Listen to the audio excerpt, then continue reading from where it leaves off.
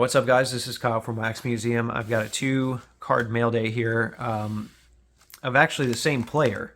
And I want to say that this mail day, especially this second package, is a long time coming, but everything really materialized pretty quick.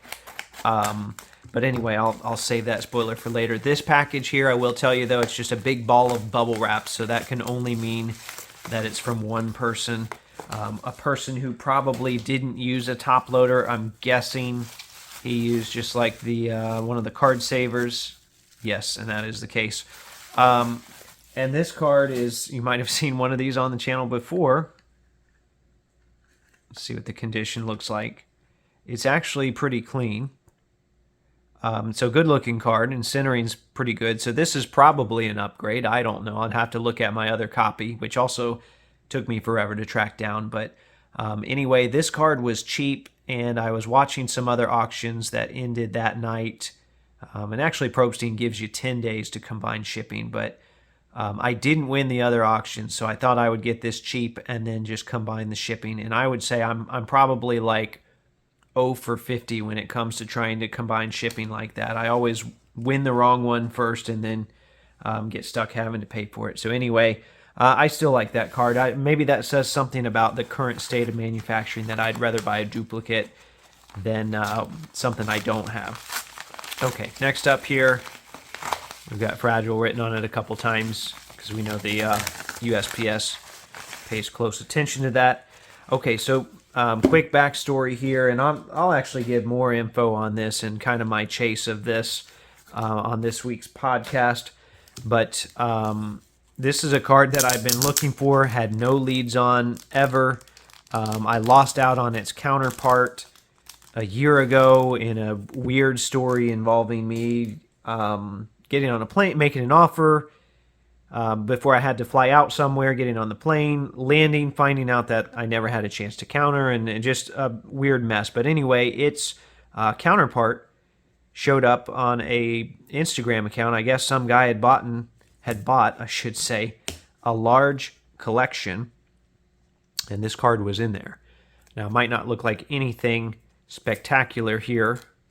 Actually, this card was in there, and the jersey numbered one was in there, but he wanted significantly more for that. It wasn't worth the premium to me. But this is a Jeff Foster Credentials, and is the Credentials Future, as you can see here on the back, from 1999-2000 Credentials. And these don't get talked about a lot, but this was Jeff Foster's rookie year, and it is one of the, real rare Jeff Foster cards out there. He doesn't have a lot of chases. And, the guy had it, and we made a pretty quick deal for it.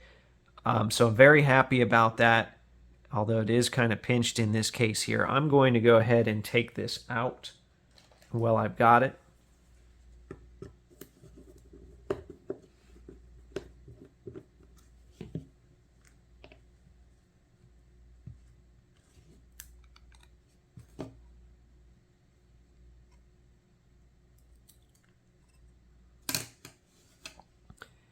Okay, so as you can see here, this is numbered 12 out of 16. And the credentials, it's always kind of wonky every year. It's different how they work. So basically, this was basically it was dependent on where they ranked. So I think there were like 60 veterans, and the cards were numbered based off of that. And then there were like 30 rookies. So Jeff Foster, I think they did it by the futures. He was the 16th, so they numbered his out of 16th. Actually, he was the 15th because he's card number 75. So he was the 15th rookie. And then they added up to 31 that year. Kind of some weird stuff. And so the other one, this one's out of 16. The futures is out of 16. The now is out of 15. And that can get really confusing. So I brought another one out that I have from that same year, which is Jonathan Bender. So Jonathan Bender was the 81st card in the set, which makes him the 21st rookie. So his now is numbered out of 21, and then his future was numbered out of 10. So I have a now of Jonathan Bender, and then I have a future of Jeff Foster. And you can see the difference between the two. So it doesn't have the same fluorescent, colors or shades that the other years have, although one year, was gold and silver.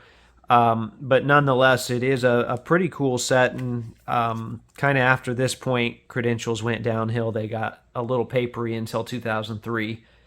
But even those weren't all that great. So anyway, there you have it. I'll talk more about this on the podcast because I have a lot more to say. But this is a big grail for the Jeff Foster collection. Like I said, not a lot of cards out there. And there you have it. So remember, there are new episodes of the podcast that come out every Thursday. And thanks for watching.